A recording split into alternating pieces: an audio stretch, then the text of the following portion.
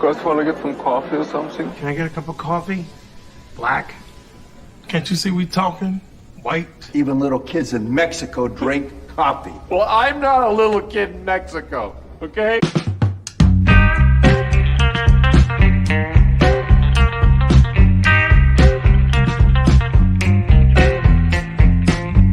That is the best coffee I've ever tasted. A damn fine cup of coffee. You want a cup of coffee?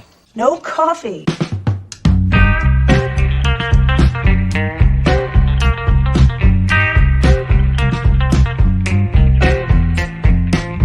Coffee drinker, huh? Maybe we could grab some coffee? Coffee! Coffee, coffee, coffee, coffee, coffee!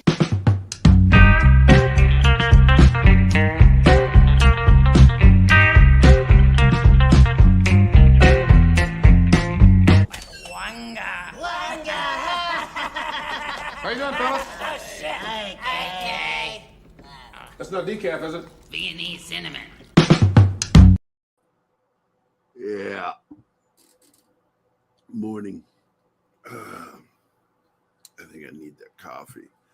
I'm still not quite recovered from the convention this weekend. Keith and I were the media for the entire event. We weren't prepared for that. We weren't. Keith and I are like, we're it. So we did a lot of the interviews. Some of them aren't going to be aired. We're going to air them through the week because I have just not had the energy. I had to finish artwork yesterday, and I just spent all day working on that artwork that was due, and hoping that perhaps we will be able to move forward this week. But god damn, man, I feel like a dwarf snuck into my bed quietly and beat me with a baseball bat. That's what I feel like this morning. I'm a bit bruised and tattered. I want to say some people pay extra for that. Yeah, there are a few people who do that. What do they call I'm those? glad you said that. I was going to say that. I'm glad you said that. Fetishists. That's what they're called, fetishists. People who have weird sexual kinks or interests. Speaking of weird kinks or interests, good morning, Gap After Dark. The gap previously known as the gap between my teeth. Anyway. Good morning, sir. Alatar is here. Good morning. D. Bud Martin is here. Good morning, sir. Monkey Jeebus, you were early. Thank you. Come again. Of course, Dos Wolfen's in the chat, but he's also on the show. That's kind of cheating, I think. So, anyway. Martin Acosta, I don't know why. He talks more in the chat than he does on the show. Good morning, Martin. I'm glad you're here, buddy. And good morning, John. I'm always glad you're here. And of course, our good friend Scott Lewis is here. I don't know if Keith is going to make it. You guys are welcome to call him. He's up. Just call him. See if, hey, man, are you going to come on the show? He's posting on Twitter and stuff. Yeah, that doesn't mean that he knows there's a show. He fucking forgets. If you don't remind him, he fucking forgets. That's part of my job normally, but I woke up late and I just didn't have time to do everything. Good morning, Anima Confusa. How are you today? The most wonderful woman in my life. Bill Barkley from Scotland. Oh, gotta be sitting there reading a book. I got a book. Yeah, the only thing more weird than a Scotsman pronouncing book is a Canadian saying a boot. Not a boot, a boot. It's like a boat, but it's like a boat and boot rolled into one word. So they kind of wrap their mouth around that O. And let's see. Dr. Dragon is here. Good morning, Dr. Dragon. Let's see. Boy, a lot of chats going on. One more minute, I can watch another music video before this starts. Probably two, knowing Gary's punctuality. Wow. What do you mean? I'm always fucking here. I'm either the first or second one, and Martin will sometimes beat me in. But that's because I'm doing all the promotion for the show on all the different social media sites. Keith is on his way. He'll be here at 10:30. All right. Magitech Mags, good morning. Let's see who else is here. Who else is Stone Pie Media, my buddy Matt. We got to see him this weekend. It was so good getting to see you this weekend, Matt. It really made me happy seeing your face. He is like one of the most jovial, pleasant people you'll ever meet. He could have the shittiest fucking day. I'd be walking around and he's like, good morning. That is Matt Decker. Tin Man is here. Good morning. Yes, I'm going to be downing some coffee here pretty quickly to try to get boosted. It's just that weekend was rough, man. This degenerative bone disease really has a side that I don't like. So Gary's voice sounds tired. Yes. I didn't lose my voice. I was afraid on Saturday I would, because I was yelling so loud over the crowd to be heard. And Keith, I always let Keith have the microphone because I can bellow. And a lot of people don't believe it until I was up there and I bellowed for everybody to pay attention. And 2 people in the front of the audience jumped when I yelled. I'm not shitting you. Keith saw it. I'm loud. And it is Magitech. Thank you very much for noticing. Now you understand what I go through when I do announcements at conventions. No, you go from sounding like Wolfman Jack impression on Friday, and by Sunday you sound like Wolfman Jack. That's true. That's true. It's like I lost my voice once doing a stage production, and it was because we were doing two dress rehearsals instead of just one, and I blew my voice out. And we did opening night, and I did the entire opening night because lemon, honey, and tea wasn't fucking doing it. So I did Worf the entire first production, first opening night. Klingons do not laugh. That's how I had to do the character all night because I couldn't use my normal voice. You ever have that happen to you, Scott? Yeah, I have several times. And you're correct. Lemon and honey doesn't do it. But you know what does work? Take lemonade, like a bottle of lemonade, and you go and you warm it up in the microwave for 30 seconds in a cup, styrofoam cup, coffee cup, whatever. You drink that and you gargle it. And in about 20 to 30 minutes, you're actually better. It irritates your throat. Next time I throw my voice out, I'm going to try that one, see if it works. By the way, Kingsport Cal's in the house. Good morning, my friend.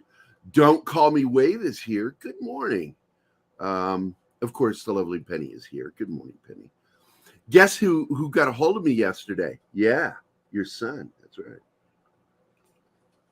I told him, yeah, Josh is yelling at me. Launch the site. Marcus is here. Good morning, my good friend. I know you write Marcos, but I know you on Twitter as Marcus, so I'm going to call you Marcus. God, it's good. Six is here. Good morning, Six. It's good to see you. I missed everybody during the show. We could not stream, and I don't blame the convention, by the way. It's not their fault. It's the community center there in St. Robert. They do not put money into that fucking internet at all. It was just awful. It was just awful. We're like twitching on screen, moving. Sometimes our voices would drop. Fuck St. Robert. I'm glad I went back so I could see how garbage you became. But I love the con. Gary Rogers convention was amazing. A lot of people were there.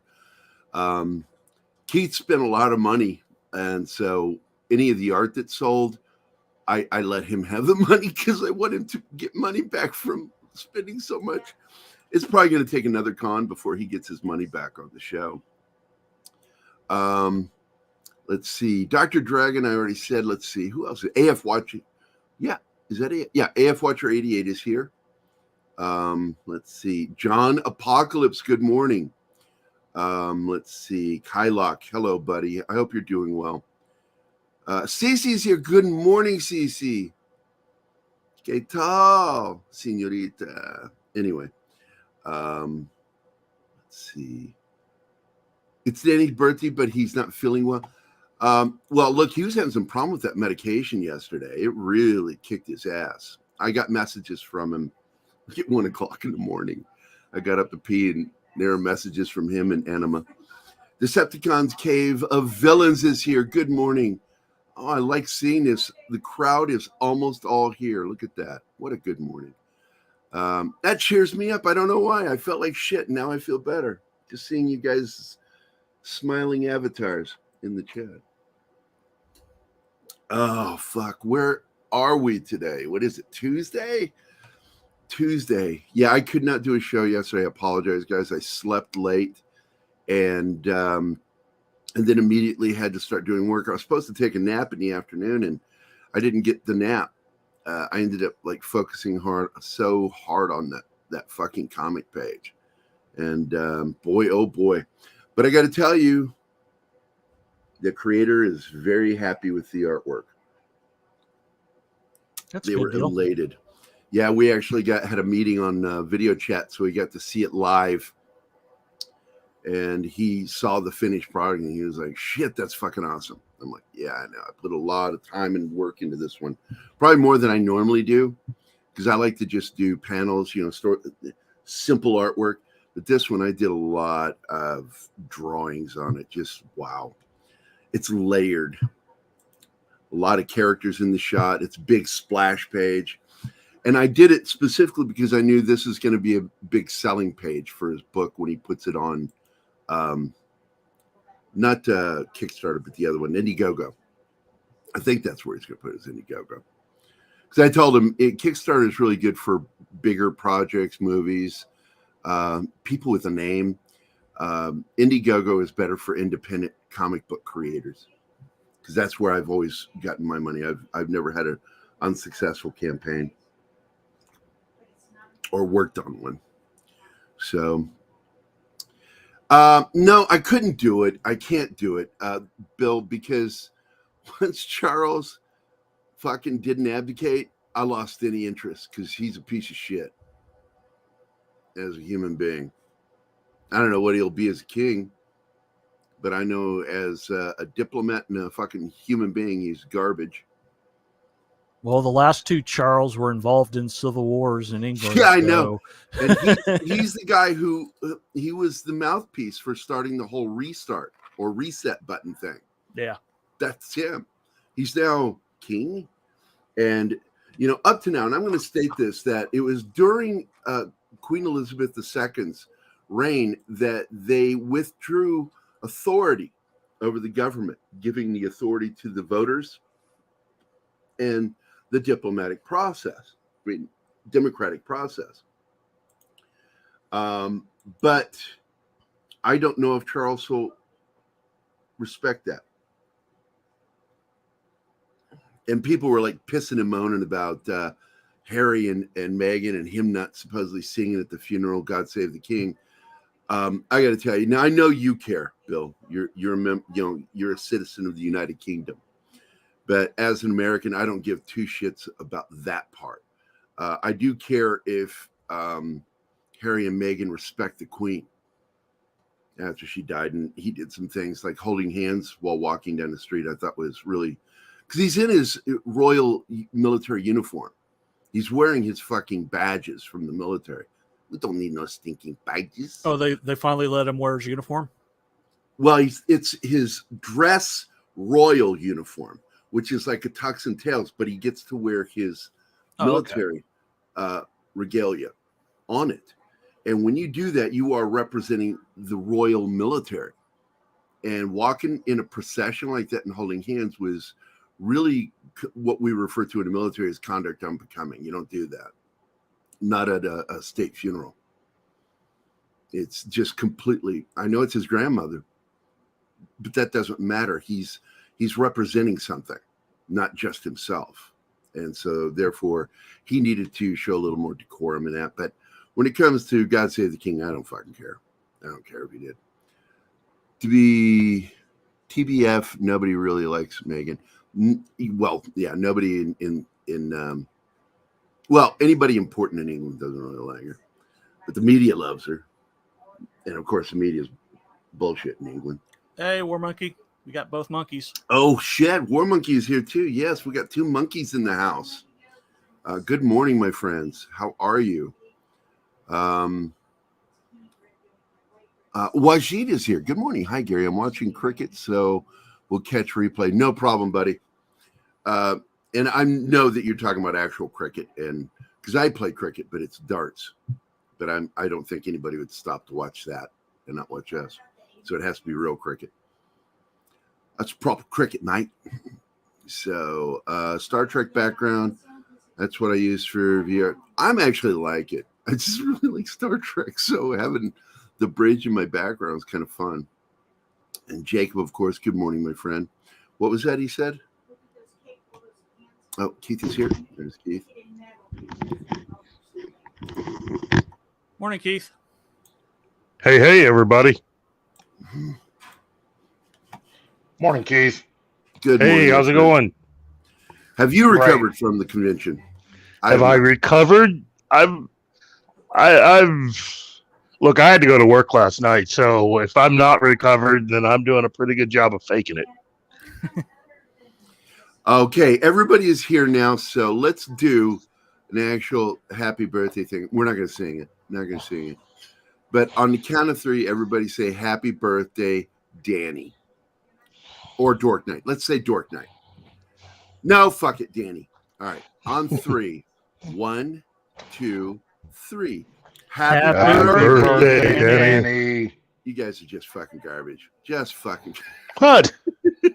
Today's also Steve Gerber's birthday. It's like happy birthday, birthday. It's like we're just all out of sync. It's great. Hey, let's do it again. I was muted and I haven't noticed. All right, one more time. CC, make a clip of this. I don't know, whatever you want to do. We're gonna go 1, 2, 3, and go. Okay, so take that and happy birthday. So 1, 2, 3. Happy birthday, Danny. All over the fucking place. Happy birthday, Danny. This I've not seen this bad synchronization since the fucking movie Stripes when they tried to do the drill and ceremony. Just all over the fucking place. Well, what it is I'm pretty sure we're all not synced up. So, happy birthday, Danny. You motherfucker. Wow. Hopefully we're going to launch Josh's site. He either did it last night or this morning. I haven't checked. I woke up with like minutes. All right, if I may ask a question, I'm sorry to interrupt you, Mr. Gerry. No, good. Keith, my wife is actually listening this morning, and she wants me to ask you a question. Okay. What did you think if you saw Quantum Leap last night? I only saw a few minutes of it, and let me say, I waited until the 11th hour to make up my mind as to whether or not to watch it. And then I found out that a friend of mine actually is currently working on the series. In fact, he edited that episode, the pilot. So I've seen a few moments of it, and it seems all right. I haven't watched it all, but it's NBC, and they're diving right back into this. Hopefully this will be something that isn't a waste of my time. And for all those people who probably are fans of Quantum Leap, I hope you get something out of it. And for all those people that have never seen Quantum Leap before, I hope you get something out of it.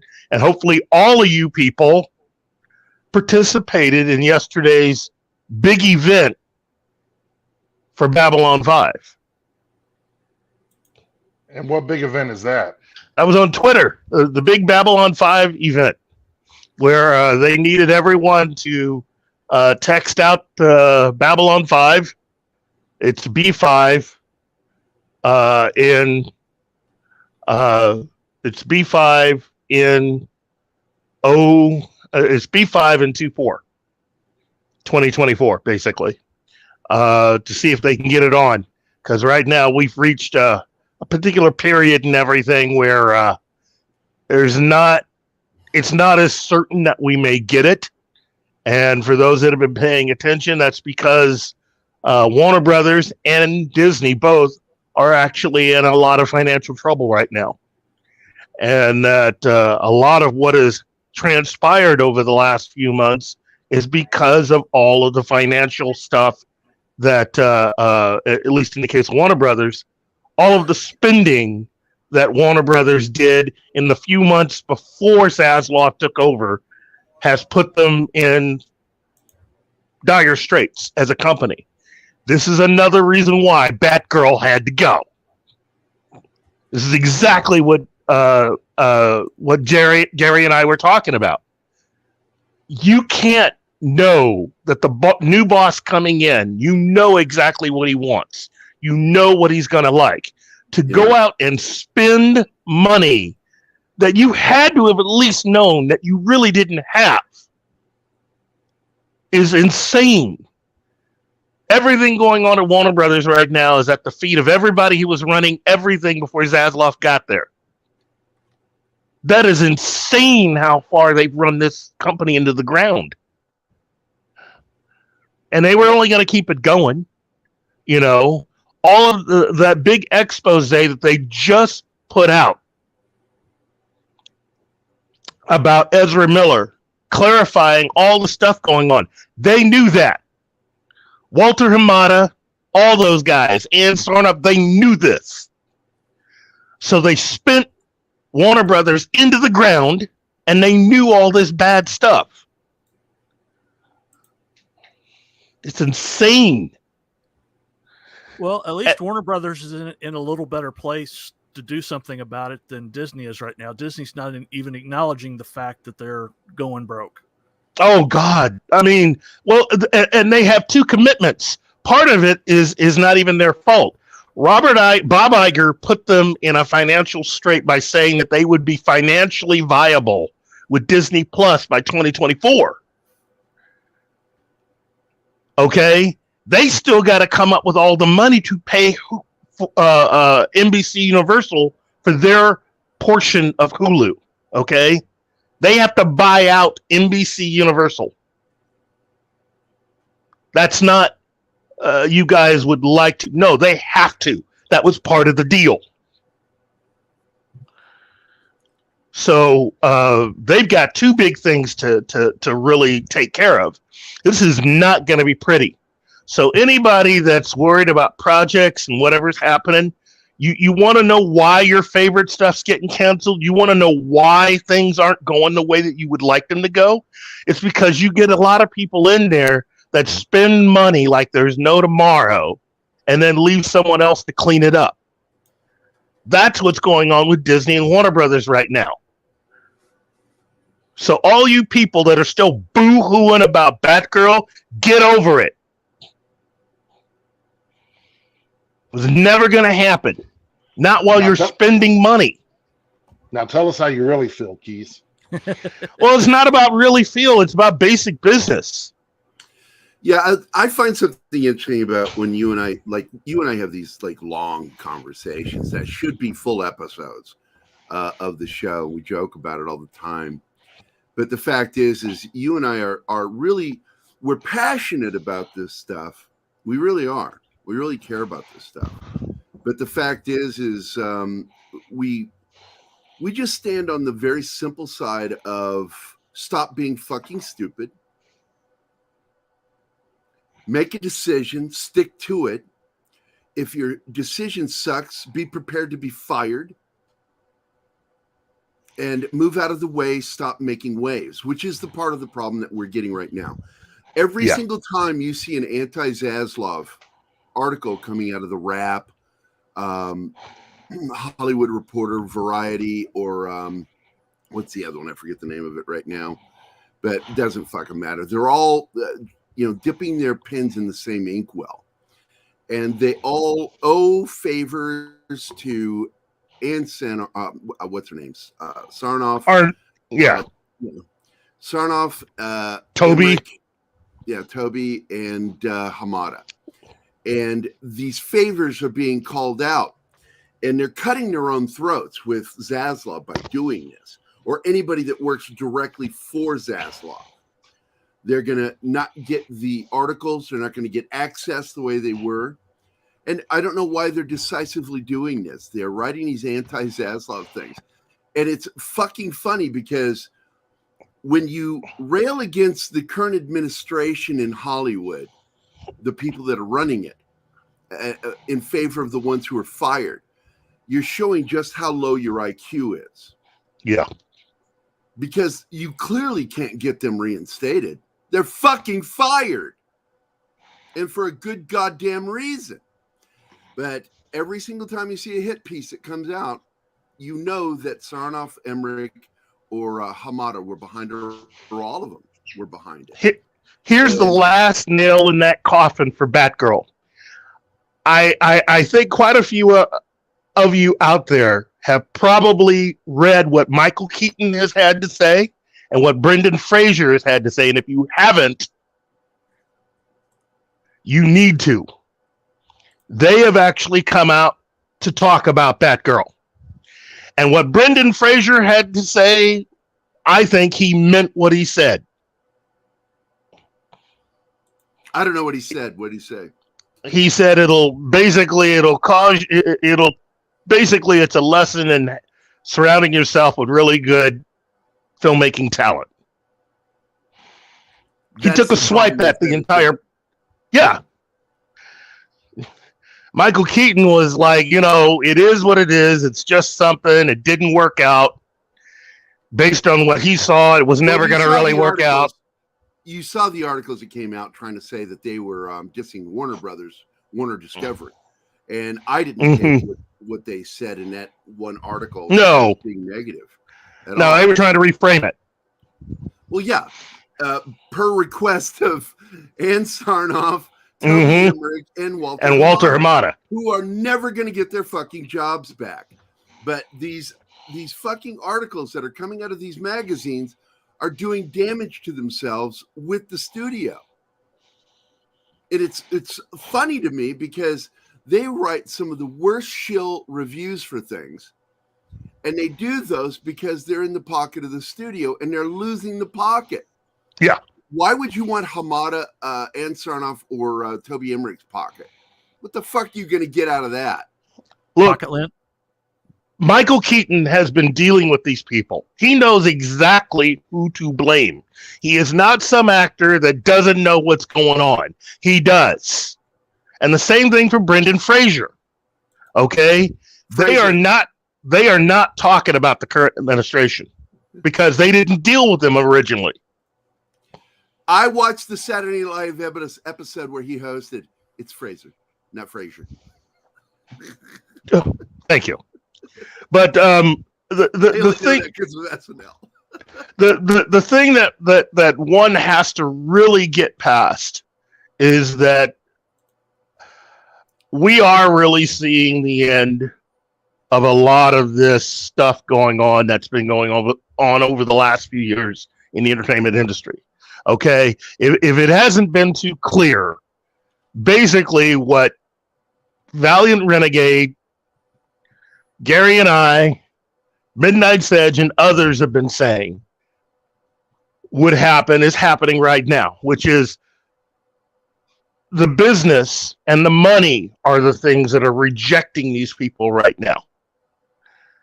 It's not so much that you have a bunch of people who feel opposite, which there are a lot who do. But it's the fact that they aren't making any money. It's the reason why season 3 of Picard might actually be good. Go broke. But on top of that, JJ, I think, is being pushed out of Warner Brothers. That whole thing with Constantine and Keanu Reeves is another example of a lot of people in Hollywood losing faith in someone who pretty much is, I think, as Gerry once described him, pretty much a snake oil salesman. He is taught a particular way of making films and doing deals that isn't really about making good product, but about getting as much money out of something as you can, no matter what the project is. Whether it's good or bad. You come in and someone owns something and you start telling them how to use the property that they own. Warner Brothers had to put a moratorium on the use of the character of Constantine. which then got Matt Ryan, the best actor, in my opinion, to ever play Constantine, kind of almost got him fired off of the TV show that he was doing. Since they were already into his contract and into him for a lot of money, they basically created a brand new character in order to keep him on Legends of Tomorrow. But that also meant that Neil Gaiman couldn't use the character that he basically helped to perfect. All because J.J. Abrams wanted a race-swapped John Constantine for his television show that he was trying to do. And now that that's gone away, and again, this is all predicated on the deal that he had. He never got paid for anything unless Warner Brothers decided to go forward with the project, meaning that Zaslav had all the power. That's the reason why that Batman animated series, Cape Crusader, they didn't greenlight it. Now he's allowed to shop any of these ideas that he's pitched to other places. But as long as Warner Brothers does not greenlight anything to move forward into series to pick up, then JJ doesn't. The meat and potatoes of this, man. Okay. We're prolonging the conversation longer than we should. Yeah. Which is, look, Zaslav doesn't like JJ, which is good news. That's really good news. And the people he hired don't seem to like him much either. That's Michael DeLuca and I always forget her name. Pam Abdi. Pam Abdi, yeah.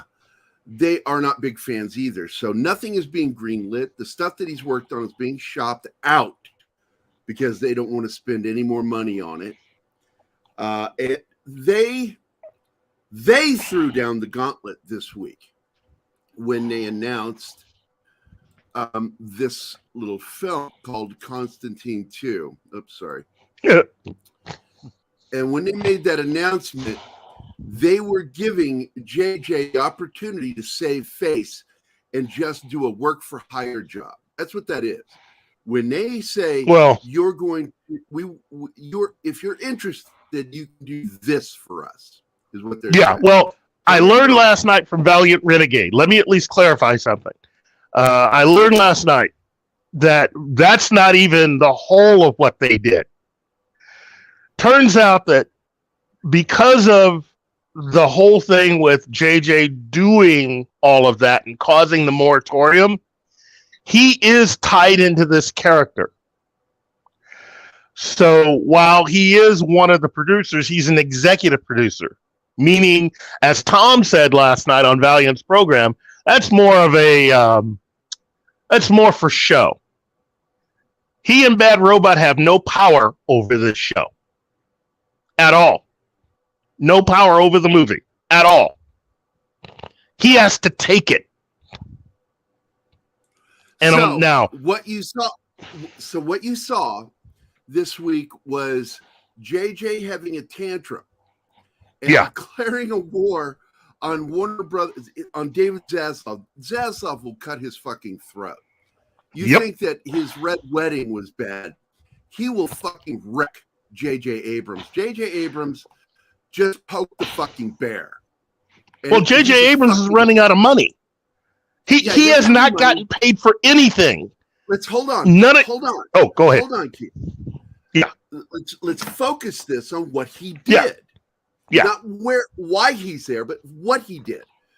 And what he did was he put out this article, fishing. It's a fishing expedition. We thought at first, because Andre and I saw this news from Monkey going, this sounds like a typical J.J. Abrams fishing expedition, like he does with Star Trek every few months, where he puts out the same fucking article written exactly with the same words. At least this last time they reworded it a little bit.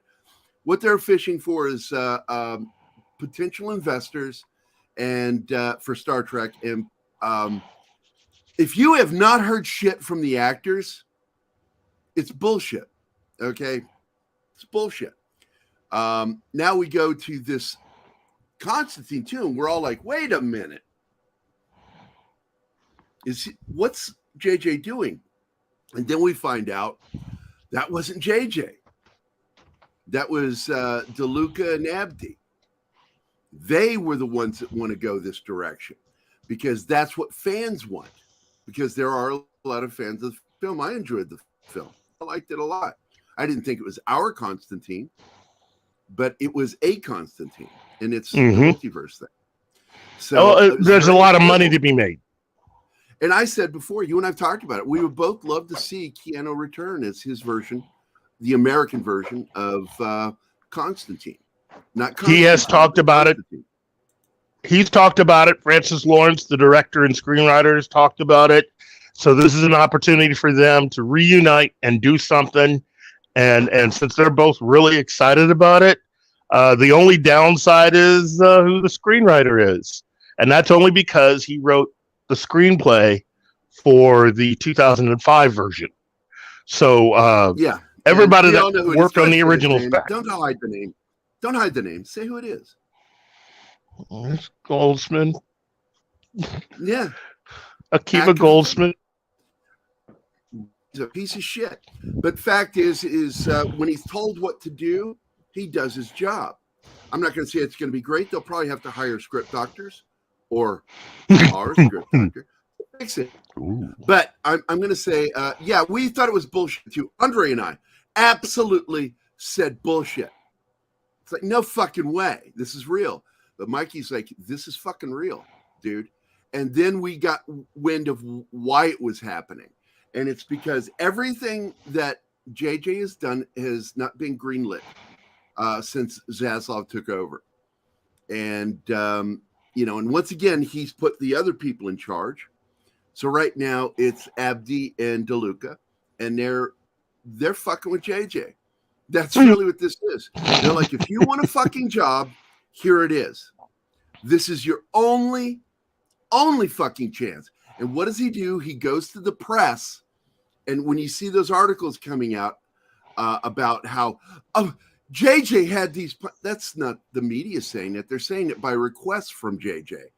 So he's declaring war by these stories that you're seeing. And I love it, because you and I know how to sit back and read what's going on. We actually look at these articles and we know what's going on behind them, what's causing these things. And this is JJ in a panic. He's angry and he's in a panic. And what should you never fucking be when shit's happening, going down around you? Panicked or emotionally involved. You need to calm the fuck down and grab a towel. Or wait, what book is that? That was a book. Hitchhiker's Guide. Was that what that was? I'm fucking kidding with you. I know that. I should hope so. Jesus Christ, man. Yeah, I grew up reading that shit. I loved his Doctor Who. When he worked on Doctor Who, man, back in the day. Oh, that's some good shit. Anyway, but yeah, Bill, it's usually bullshit, but this time, this is us. This is you. All of us getting to fucking see a war going on. There's a war going on between J.J. Abrams. He's going to lose the war. They don't have to do shit with him.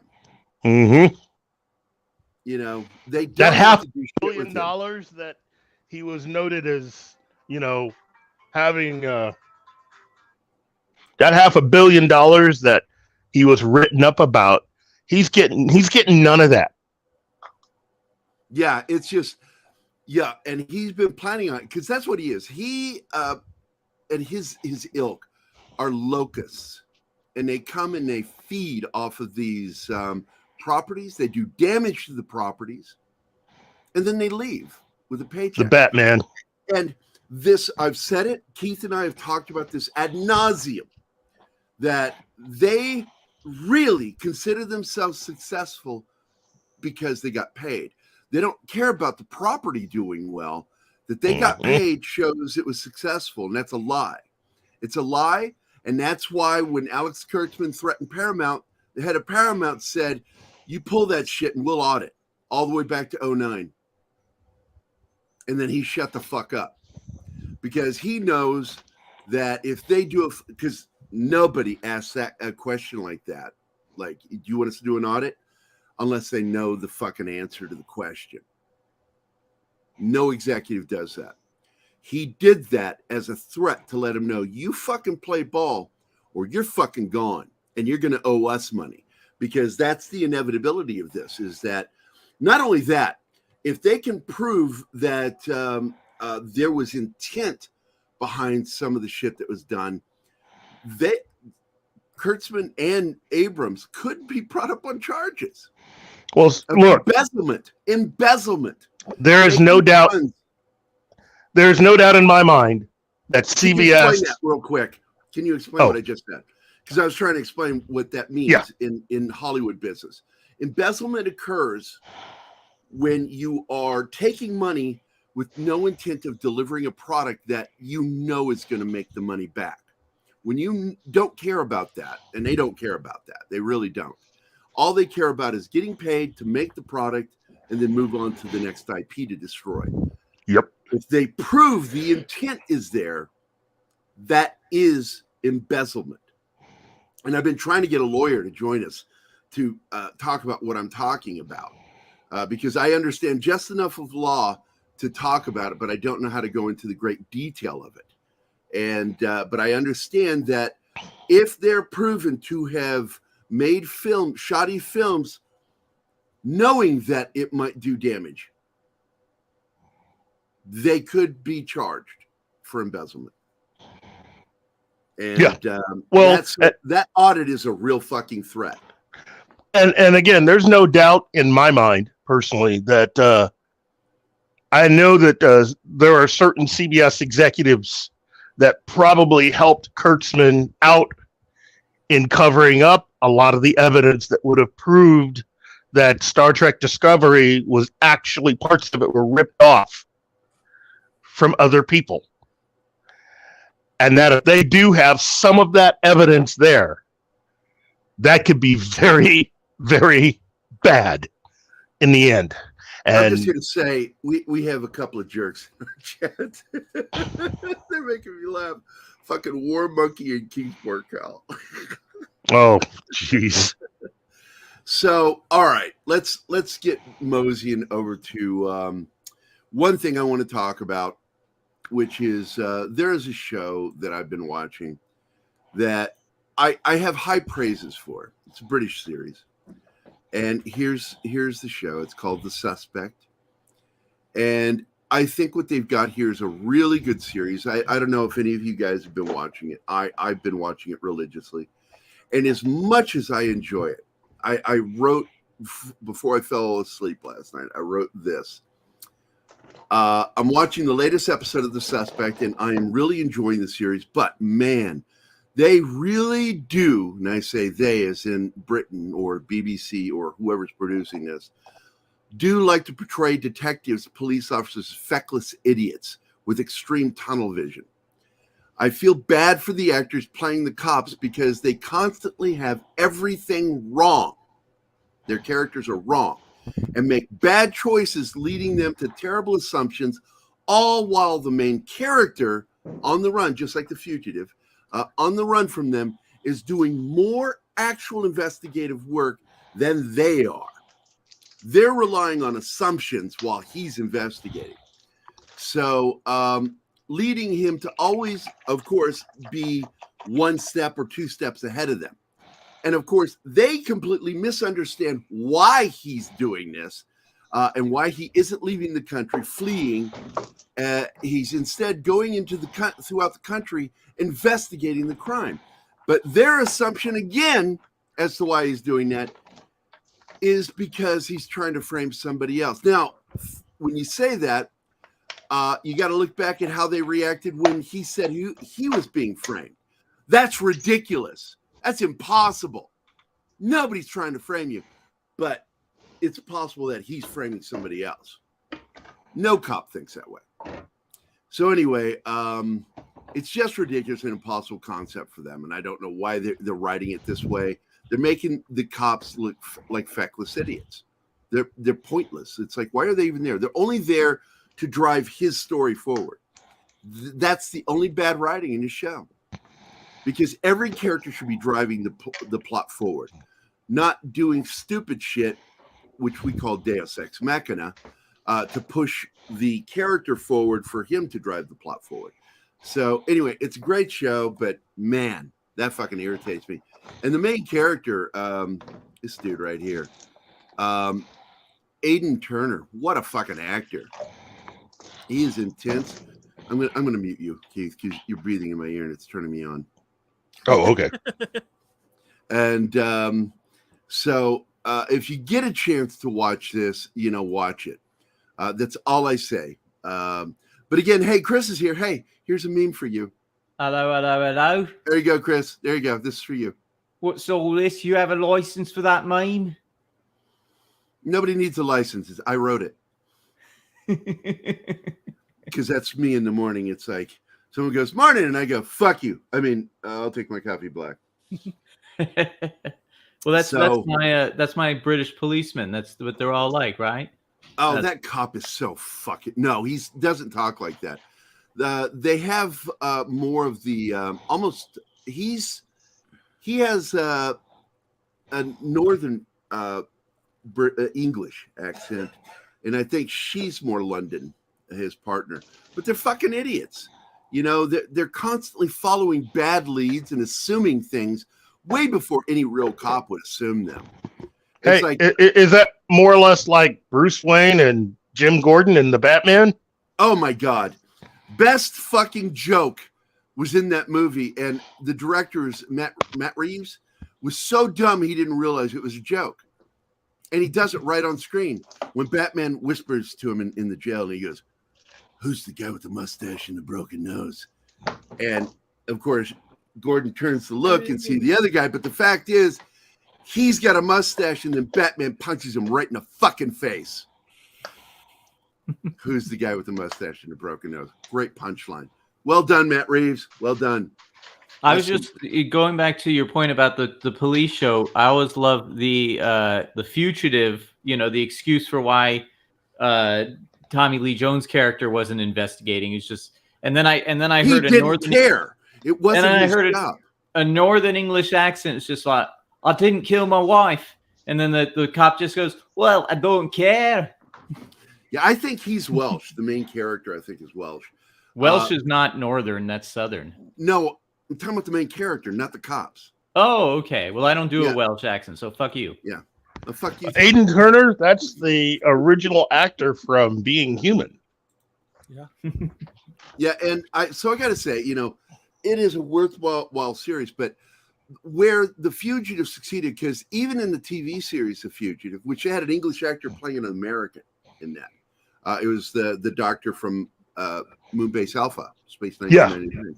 Yep. And Morse. He was playing the part of the detective, and he actually does detective work, sort of like the way the reporter did journalism in The Incredible Hulk. He was investigating and interviewing people, even though he assumed there was a certain point where you see that he starts to see there's a problem with his theory in the series. And it's the same thing with The Fugitive. And by the end of the series, the wrap up with The Fugitive, Morris is, of course, helping him and knows that he's innocent. He knows who the guilty person is. Well, that was... it's the same thing with the Fugitive movie, but I like the fact that they alienate Tommy Lee Jones from being investigative by being a marshal. And his job is to get the fucking criminal back. Yeah. But in the process of doing his job, he sees what the fugitive is doing, Harrison Ford's character.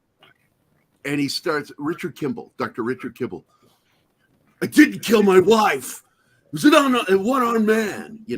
He starts to see these things rolling together. But he also is very dispassionate about it. You remember that, Chris? Yeah. It's kind of like, I'm still want to get this guy. But he's also knows that in the end, when he gets him, he's going to be one of the biggest cheerleaders for this guy's retrial. And Gary, don't let him give you any shit about your ponytail. We have a super sticker from Darius Munchausen. Oh, Darius Munchausen, who is, to my knowledge, the single safest Munchausen to have. Good morning, Darius. Good to see you. Good morning, Zax. How you doing, man? Did anybody else slip in there I missed? Dragon Bricks is here. It's a House of Dragons. Let's see. Jacob already said hi too. Real Wade Nation is here. Good morning, Gary. Should they reboot Transformers? Look, every time you do a new franchise, you're rebooting. You know, I think every 10 years it's safe to always do either a full reboot or a soft reboot. Every 10 years, you know, because you get a new audience. But I want to thank you for your super sticker. I can't see what it is. Can you guys? It's popcorn. Hey, what is head when he tells too many stories? Shut up, bunch of Hausen. Yeah. Shut up. So, And Tickle Trunk donated 5 or gifted 5 subs. Wow. Tickle Trunk. Oh, again? He Yeah. just did that. Oh my God. Okay, so let me do a video real quick. This video is for everybody this morning because I'm a big fan of Captain. Well, good morning, Captain. Good morning, Captain. Good morning, Captain. Good morning, Captain. Good morning, Captain. Good morning. Good morning, Captain. Thank you guys. I love that fucking show. I remember it so well. Waking up in the morning. Get to see the cat nurse on my thumb too as a reward for the subs. Oh, that's usually a sign of being weaned too young when they do that. Because I had a cat that did that all the time. He did it on my earlobe. He'd lay on my back and grab my earlobe, and I'm like, oh my God, oh, this is awful. So yeah, Stormcat, she was 4 weeks old, washed out into a drain and rescued. So that's there you go. That's why they do it when you're. Have we talked about Constantine 2 yet? Has that come up? No, I don't really want to talk about it. I just wanted to go into the story behind it, what's going on. Oh. Because we, at this point, I'm not sure really what their plans are. All I know is clearly they want Keanu because Keanu makes money. Not every film, because some films he does because he wants to do them. But there are films that he knows are box office paydays. And he learned, man, shut up and do the sequel. Shut up and do the sequel. I'm at an age now where doing sequels is box. And so there you go. He's a smart dude. Despite the difference between the comic and that movie, I really enjoyed that movie. I thought it was well done. Which one? Constantine? Constantine. Yeah, it was. And there's an interesting story behind that. ADI got a show me the kitten again. Yes. There she is. Say hi, Stormy. I'm not ignoring you. I'm doing a show. I can't hear you. We got a $2 super chat for showing the kitten. If I'm not talking, somebody is talking in my ears.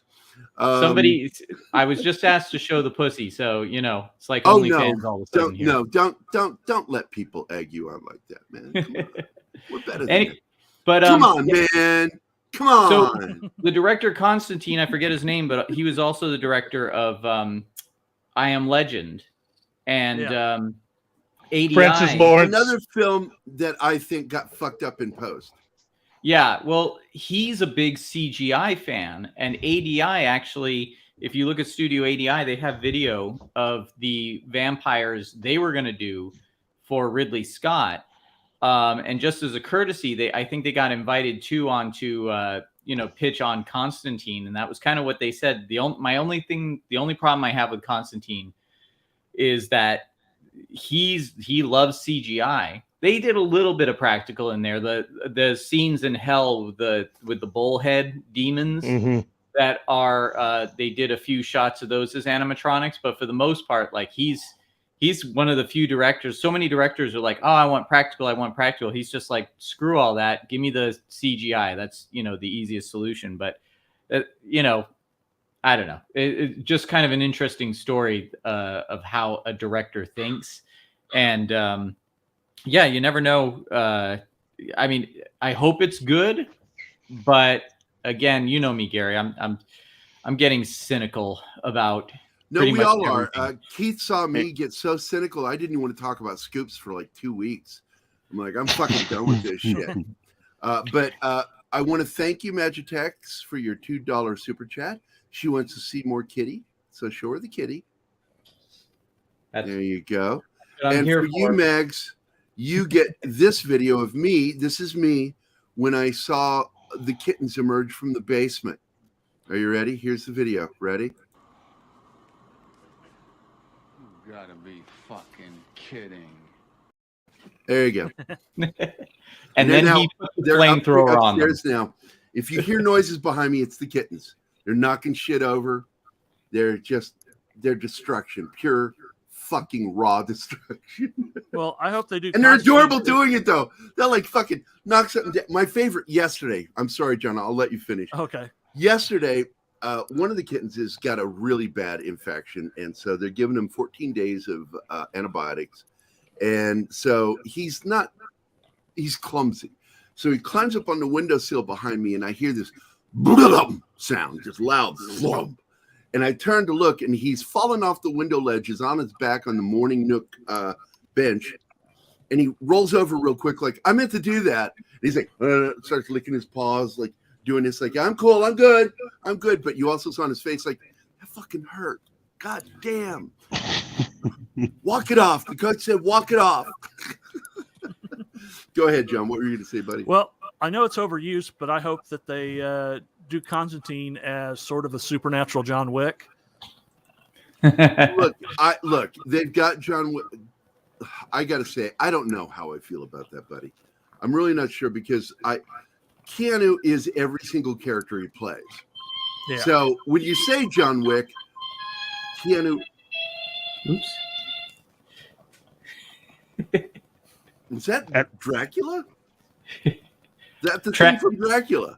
Transylvania Lullaby. That was took my brain a moment to register. That was my phone. I thought he was just playing you some background music for what you're talking about. That was really cool. Yeah, it always throws me off when somebody does that. Like when people are talking to me, it throws me off my game. It's like the minute I've got ADD, man, and if you fucking distract me, I'm fucked. It's hard for me to get back. But it's not your fault. I'm not saying that, Chris. I'm just joking. But I do have ADD. I'm not joking about that. And I am easy to distract. Me too.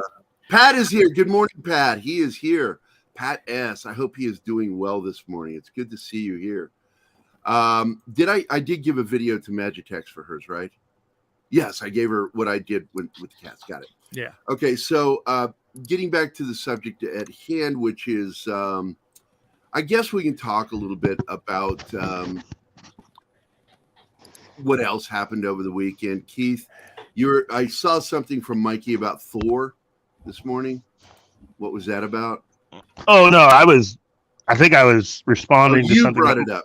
Yeah, that Thor was an example of Really? That's the photo you use now? I mean, you're like one of those guys on a dating site that puts a picture 20 years younger than what he is. Get that fucking picture with you, no gray hair. Fucking, What? Who did what? Who did what? Your avatar over on Facebook. That. Yeah. It's the anniversary of when I took that picture. But that what anniversary? 24 hours, and then it goes back to the picture I had before. What anniversary? Actually, not quite 20 years on that picture. Not quite means it's pretty fucking close. Yeah. Called it 20 years. That picture is what? That picture's 13 years old. Yeah. And let's see. I'm going to go. Well, I'm not going to bother with it today. No, I'll skip it. I was going to show a picture of you on the very first day that we started doing pop culture. We look like babies compared to now. Doing this show is aging us so badly. And we've only been doing it 3 years, almost 4. Yeah. So, yeah, 4. Right. February will be our 4th anniversary. Yeah. Even though we should consider December because we started the show live doing a panel at Geekdays. Yeah. So technically, I guess we'll call it that our anniversary for getting the idea to do the show. But we ran into a lot of them. If you watch some of the live stuff and some of the stuff we were able to air so far, you'll see Hawk Holman dressed as Mr. Knight. He fucked with me so bad during the show. I think my favorite moment was while we were talking to doing part of the show, the recording. I think that aired. He shot me with the Nerf gun live on camera. He fucking nailed me with it. And I mean, and then I made fun of him. I said, he's Air Force. I can't believe he's that good a shot. Well, you know what happened when he tried to shoot me? Your black power shield came up? Something like that. He missed both times. Now, you've seen South Park, right? You've seen South Park when you go Operation Blackie. That's where, or Operation Black Shield. It is actually the opposite in real life. I'm the guy that takes bullets for Keith.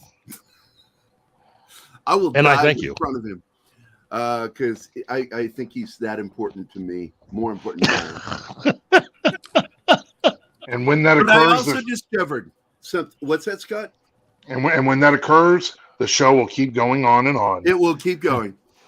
We proved that this week, and Keith and I couldn't get back on the show. Our internet was so bad. And like, Anima, because Anima. I'm always talking to Anima. And Anima is like, they're wanting to know if you're coming back. And I'm like, let them know. The answer is no. There's no chance in hell we're going to be able to make it back. Because we were the media for the show. We were the ones up on stage doing stuff. So they worked the shit out of us. It was fun. It was fun. But I didn't know you guys were doing that. I came across it on the weekend. I was like, oh, cool. I didn't get the memo. Yeah, our faces all over the place on there. And I had no idea. That's okay. So Keith and I kind of were like, we're doing what? Really?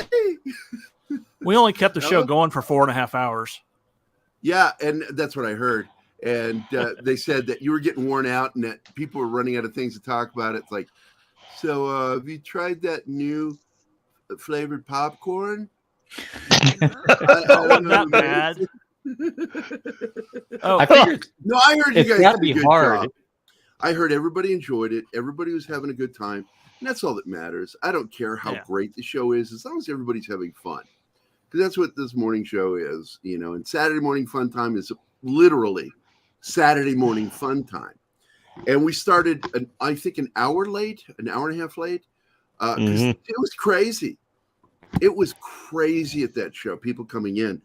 And, does the audience make a difference with how you guys like do the banter? Because it seemed like you guys were kind of adjusting for the audience. Well, Keith knows I fucking love the live audience. I will fuck with people live. And it's like somebody go, you would say that to me in real life. The fuck I won't. I will say it and then wait for you to fucking laugh. Because if you don't laugh, I will rub it in even further. It's like, that's how I am in real life. I don't care. I mean, I do care. I care. But I when it comes to a joke, man, I'm all in, man. I'm all in. I don't care if I look like a jackass doing the joke. It's funny how much of what you do kind of glues together the live stream. I mean, it's your live stream, but it's like just you taking Monday off. Things went crazy. I accidentally catfished Martin with my own live stream. He thought you were doing one, and he came on mine. He's like, "What am I doing here?" Oh wait, I just saw Kingsport go, I take bullets for my friends a lot. It's like, I think he means it. Literally. I got a blood stick today. Oh, you did? Oh. Yeah. That's sort of like a bullet, right? Yes. No, unless someone's completely terrified of needles, like a certain someone I know and love. Just accentuates my Harrison Ford impersonation. Oh, let's hear it. She was my wife. No, it's not the voice. It's not angry enough. It's not angry enough. Yeah, it's like the guy I think that does the best Harrison Ford impression is the one who did it for Family Guy in a flashback of Harrison Ford in every movie. And I fucking laughed because it sounded like Harrison Ford. It was really good. And Mark Hamill does the second best Harrison Ford impression I've ever heard. He really nails it. And Well, he his does the bad impression. lip read Star Wars ones. I mean, come on, Seagulls is probably the best thing that. And I think that's Mark Hamill doing some of the voices on that, isn't he? I think he's doing his own voice in it. Yeah, he's doing his voice, and I think he does Ford's voice in some of the bad lip reading stuff. I love Mark Hamill's. He's very talented. He needs to keep his mouth shut about politics, like most celebrities. He used to come into Heidi Ho Comics in Santa Monica. I worked at Heidi Ho Comics in Thousand Oaks, and it was all hippies in Heidi Ho Comics, and they would talk about Mark Hamill coming. I've never even heard of them. It was in Santa Monica and one in Thousand Oaks. This is when I was a teenager, way back when, and I said, what's you mean Mark back Hamill when Ronald like? Reagan was president, right? No, who was president? No, Bush was George president. Bush. Okay, senior. So, but it's I just remember asking one of the hippie guys, and these are like original hippies, not like modern hippies. You know, like, what's Mark Hamill like? And like, he's a nice guy. Yeah. Like, There okay. you go. Oh, hey, John Apocalypse just said that Hellraiser trailer dropped. I don't know if I give a shit because I heard they gender flipped Pinhead. And anytime you do that, you immediately turn me into. Novel is androgynous. You can't. I tell. don't mind androgynous, but when you intentionally gender flip and make it look more feminine than masculine, because I like the way, I forget his name now. God, I actually met him. Really Doug nice Bradley. Doug Bradley. Doug Bradley nailed that fucking character. Nailed that character. And this chick better fucking nail this character. Otherwise, I'm not going to watch it. Because I'm a big Clive Barker fan. I read all his books. Yeah, I like her as an actress. The actress that they have hired for this, I've been following her career off and on. She's good. She's really good. I just hope. I know what you're talking about. I do that too. You know, you look up the actress's name and then put nude in the Google search. Oh, jeez. By the way, that's what I wanted to say. This weekend, I realized, and I meant it when I said it. And this, you should take this completely as a compliment, Keith, you and Mel. I met the people who should have been my fucking parents. I so thoroughly enjoyed just being around Mel and Keith, being Mel and Keith with each other. They weren't hiding it. They're just being themselves. And I'm just sitting there like a fly on the wall going, this is awesome. My favorite is when we're about to leave the con and Keith comes walking up with a 5.5 foot tall fucking framed poster. Oh, thought you were going to say something else for a second there. And 5 foot, I think it was about 5.5 foot tall. And immediately, first thing in my mind is, did you buy that? How the fuck are we taking that home? And Mel fucking says it. She's like, you are in hot water, mister. And his head drops. What did I do? Where are we putting that? And I'm like, oh, Mel, I get Mel. Mel, Keith doesn't think about that shit. He just says, I fucking want that. That is so cool. I gotta own that. Not how am I getting it home? And there was one point where he was almost ready to let a friend of ours take it home with him to Kansas City.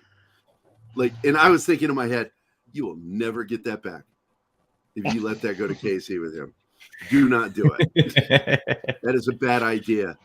And so I took a photo, I don't have it here, of me in the back seat with this fucking poster because they had to drop the other seat down and put it in.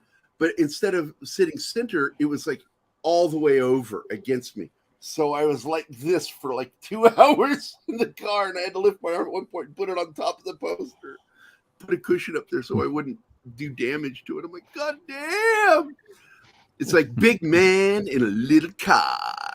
Big man in a little car. It was my personal present for myself for Batman Day. Come on. Actually, he got some cool shit. He got some of the I don't think those were comics. Were they the daily comics? What was that you bought? Oh yeah, I got the 30s. I know that. Yeah, this is from 1940s Batman issues. And I also got you say 1930s. It started. Yeah, this is from 1939. on through into early 1941, 42.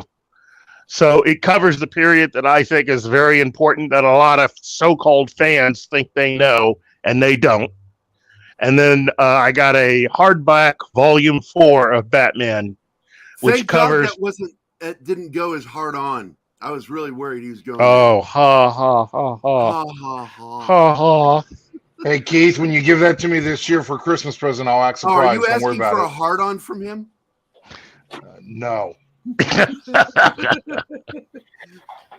Just for the people in the chat, I do actually really appreciate this movie as well.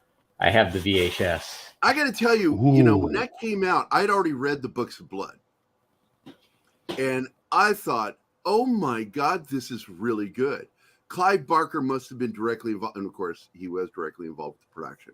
And that explains also Peter Atkins, who did Hellbound, Hellraiser 2, did this. And he's actually a really good writer. I've read his novels, and I read his script. That's the third one. Yeah. Okay. For Wishmaster, if you've seen that movie. Have you seen Wishmaster? Yes. That's also Peter Atkins. But Peter Atkins, I have met a few times. I'm friends with him on Facebook, who famously, when asked, what is Clive Barker like? And he goes, well, he's a complete bastard. Said it loving. A complete bastard. Like you. But by the way, good morning, Maria. Good to see you. How are you doing this morning? Isaj is here. Good morning, my friend. Good to see you. I do want to point out that War Monkey stated that Andre is excited for this film. So if he's excited for this film, it means he knows something. So I'm going to go watch the trailer. I will watch the trailer for the new one. My favorite Clive Barker is Nightbreed. I loved it, but I prefer the director's cut. Much better film. And I think you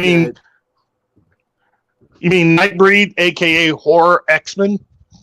Do I mean what? I couldn't hear you. I said Nightbreed. You mean Horror X-Men? Horror X-Men, yeah. It is kind of the original story's very cool, but yeah, that's the original story is called Cabal, and it's a really good book. And I thoroughly enjoyed the first version, but there were a lot of problems with it, and it was all resolved with the director's cut. When that came out, I'm like, now that's a better film. It's a much better film. We needed that Johnny song. Absolutely. Shut up, Chris. But no, it's really good. I thoroughly enjoyed it, and I am a Clive Barker fan. I refer to the horror writers this way. And I don't want to talk about the classic, like Edgar Allan Poe, and H.P. Lovecraft were masters of the macabre. And of course, H.P. Lovecraft was also a master of cosmic horror. And it is some of the creepiest shit. And I love that he's, instead of trying to describe something to us, he just says it's indescribable. Make it up in your own head. You got to make it up in your head, but then he'll throw little things. There's purple hues to it that don't look natural, and you're just sitting there having this horrific image in your head, because what's in your head is almost always worse than whatever the author can write. So they are true. I don't even want to call them authors. They are true poets of horror.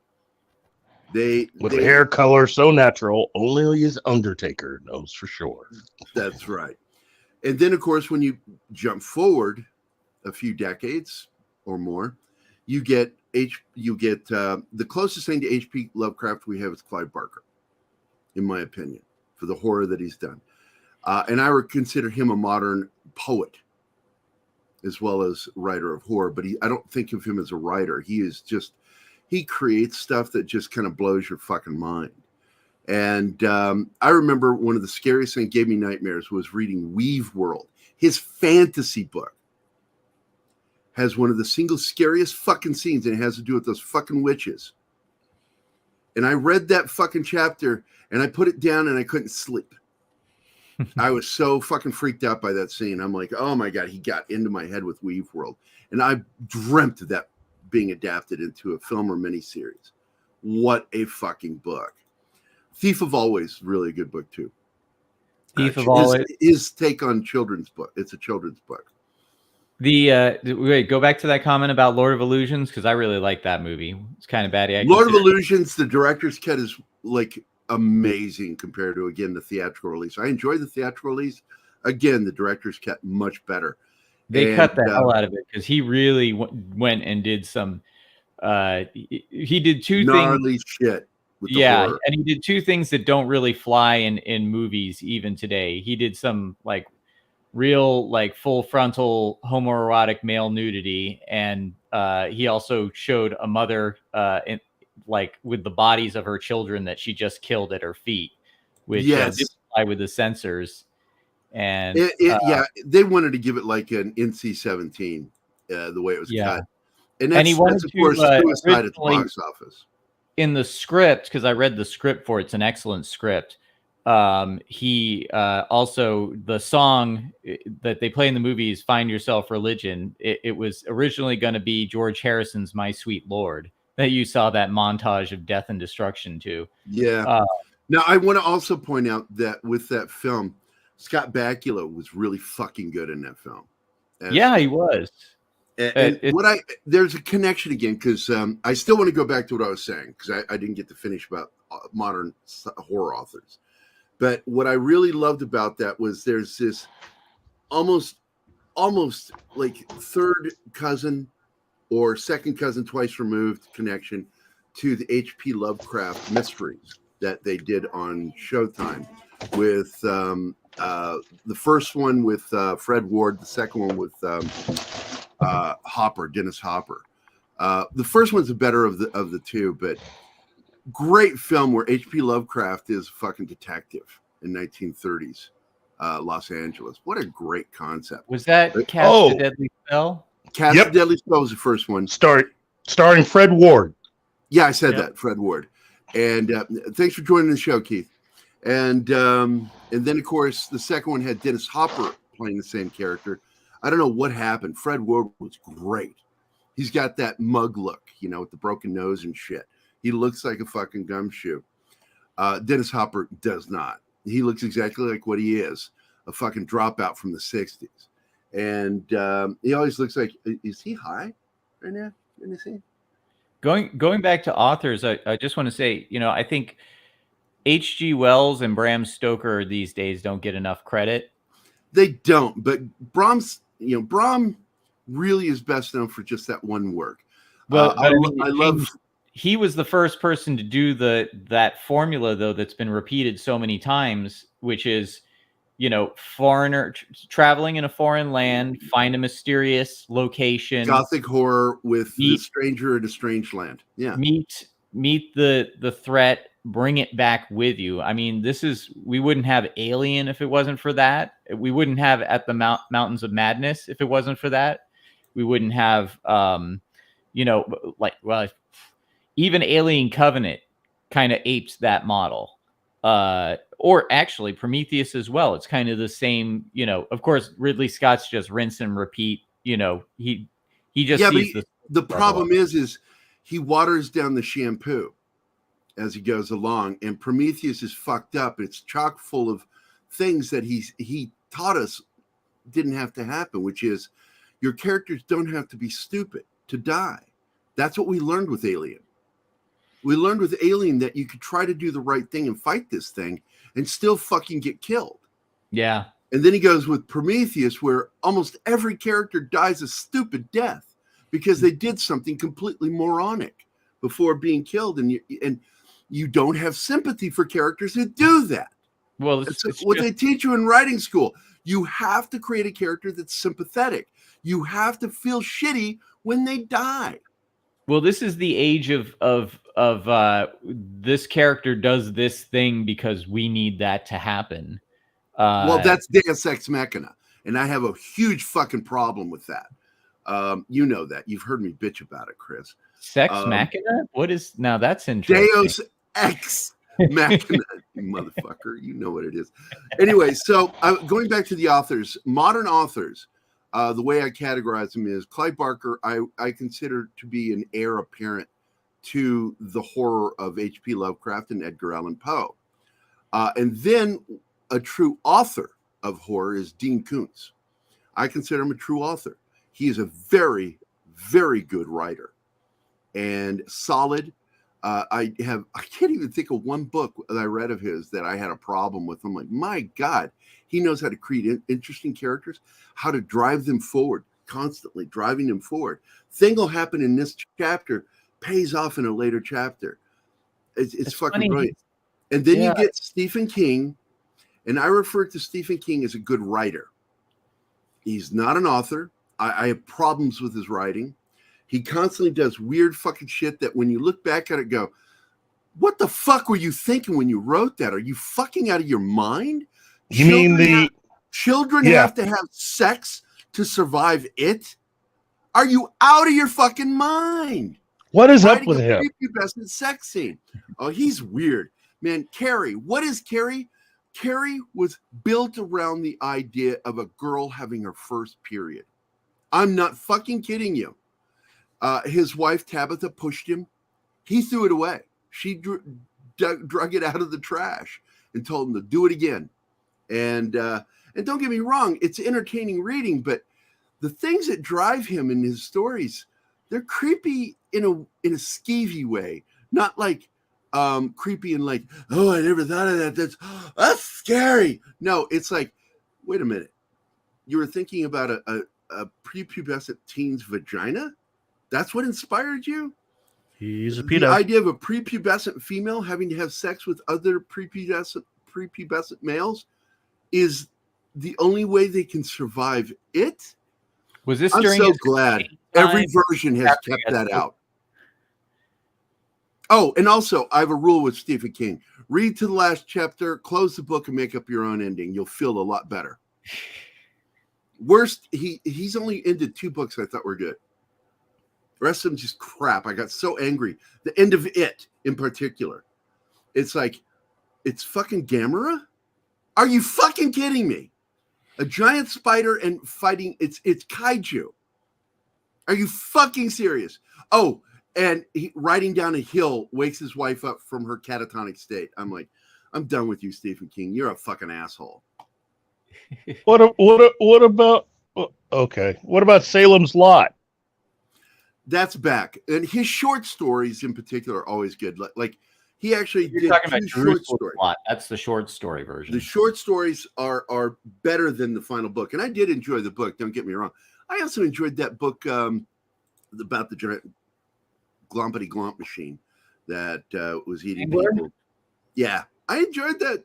That's a short story. That's a brilliant short story. That's my favorite Stephen King short story, The Mangler. It's one of mine. I actually like Jerusalem's Lot a lot too, which is the precursor that's writing to like H.P. Lovecraft. Yeah, but that's where he excels, is doing short stories. When he writes a short story, he does really well. My problem with him is this is what he does. He's like, oh shit, I've written 1,200 pages. I better wrap this shit up. My favorite is Eyes of the Dragon. I don't read any of his fantasy. I don't like it. I don't like, people are going to hate me for saying this, but I don't like the Gunslinger series. Didn't like it. It's the Gunslinger series. There's a good story in there. It's just buried under a lot of Stephen not getting out of his own way. The Eye of the Dragon, I did read that. What did you think of that, Dust Wolfen? Because that to me, that was kind of one of his more just lukewarm stories. Well, I liked it. I mean, Cavatino Shea is here. Hold on. Wait. There was supposed to be an orgy after finding the dead body in Stand By Me. I wouldn't be surprised if that was like in there. We saw this shit happen. We better fuck each other. Hey, orgy. We're just best friends. It's okay. I can see your dick. It's all right. If it's not gay, if you almost got scared to death. Right. All right, John, you're about to say something. Oh, well, I was going to say, I liked it. I think he did some good world building with it. Yeah. I like the whole thing with the sand. And I didn't read enough to have an opinion on it. I'll trust you on that one. The threads of the napkin, like over years. That's good stuff. It was Yeah, but go ahead. It could have been longer. It's one of his shorter stories. Yeah, his short And- stories. That's what were really she said. The Mist was good. I got to tell you, I like the film way better than the book. The film, I think the that film had that the dark ending. though. No, That that's not stupid. It's That tragic. remake was awesome. No. The This series is tragic crap. and the stupid. That I heard the freaking Price is Right womp womp horn at the end of that movie. That wasn't tragic. They acted completely out of character at the last minute just so that could happen, and Stephen King and that director could pat themselves on the back.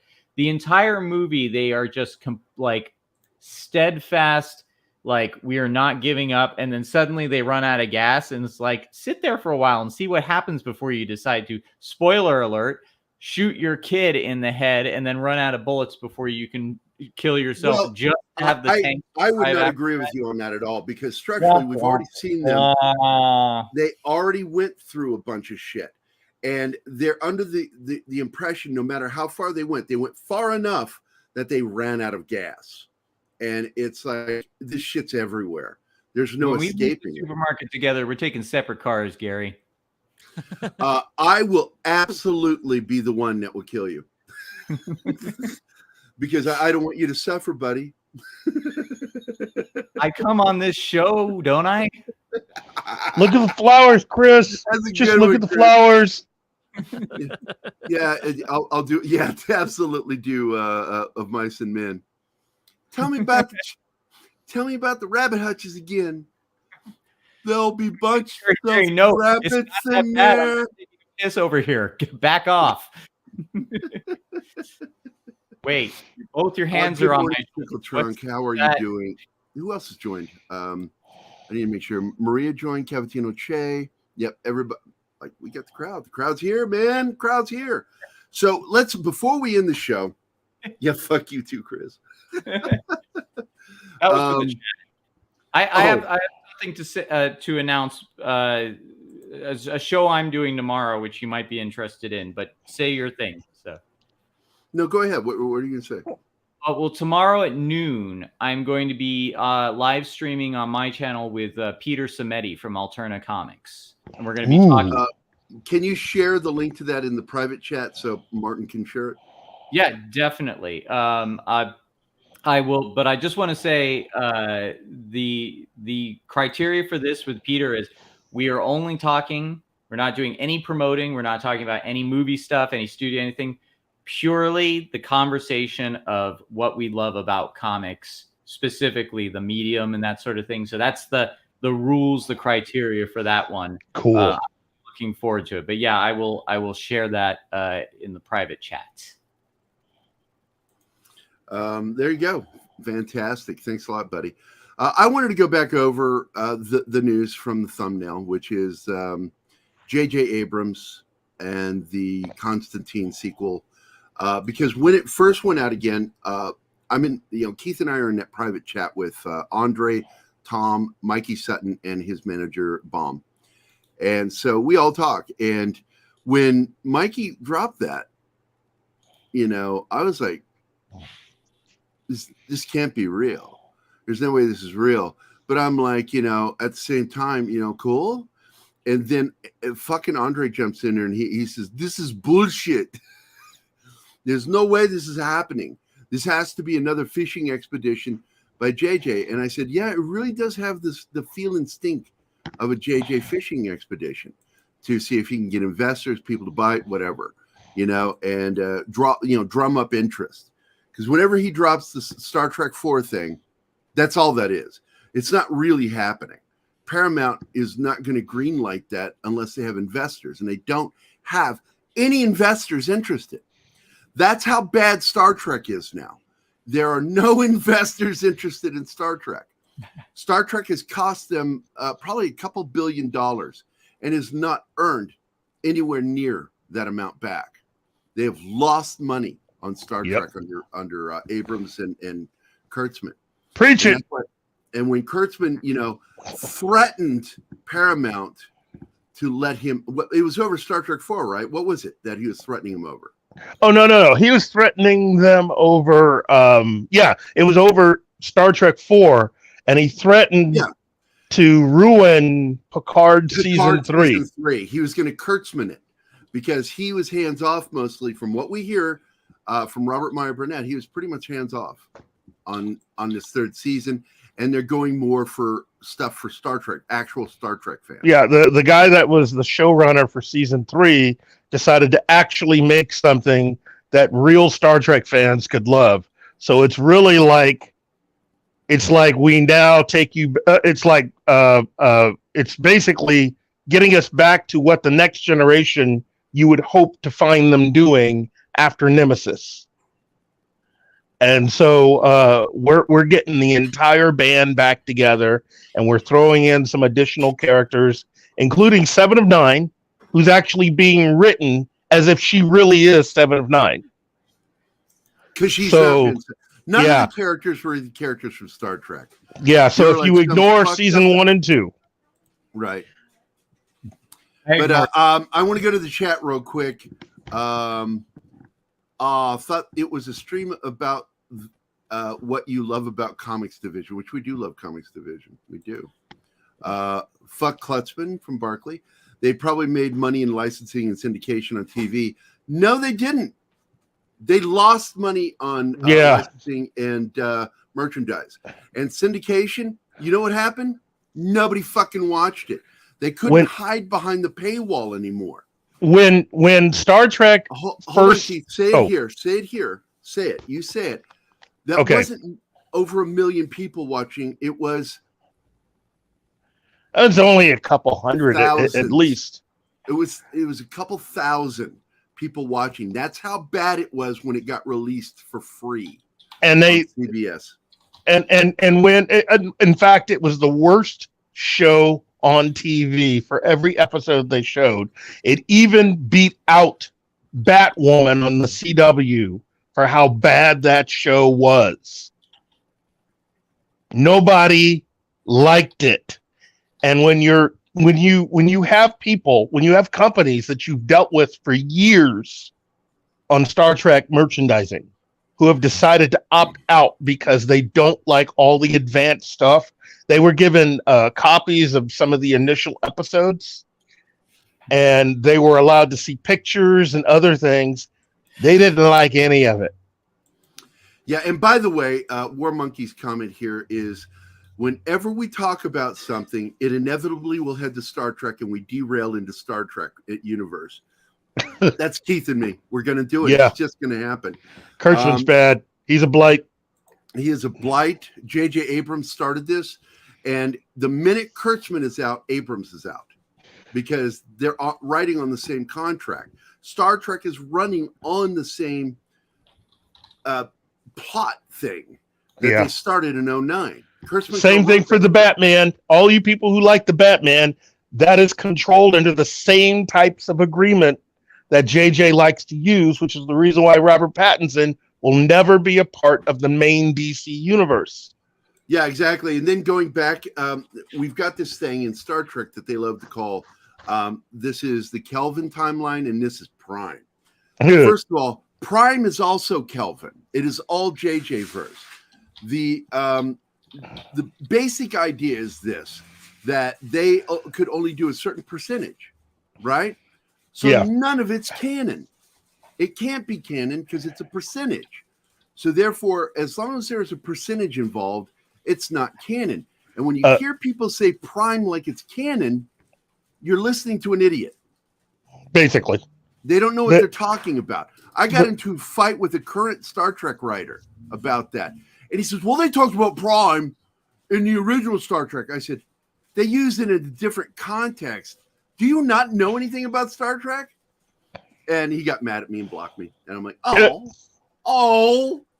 why'd you block me? I'm an official Star Trek artist. Fuck you. I know Star Trek. Here's the one last thing No, I'm a fan. Here's the thing that you really have to understand from a legal standpoint.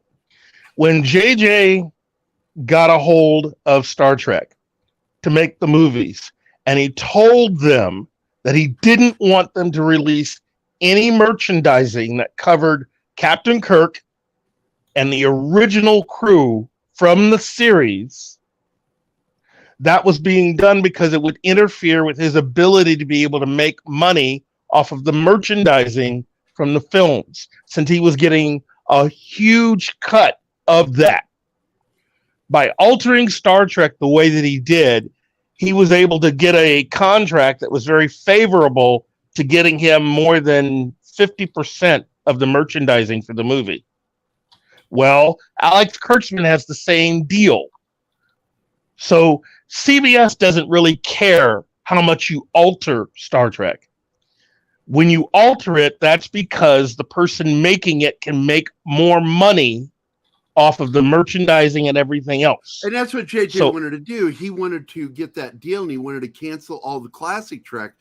And the manufacturer was like, fuck you. No, your shit's not going to sell. Nobody seems to want to see it, much less buy it. But I got to tell you, a lot of people love the first Star Trek film. I enjoyed the cast. That was what I enjoyed. I didn't enjoy the film. I enjoyed the cast.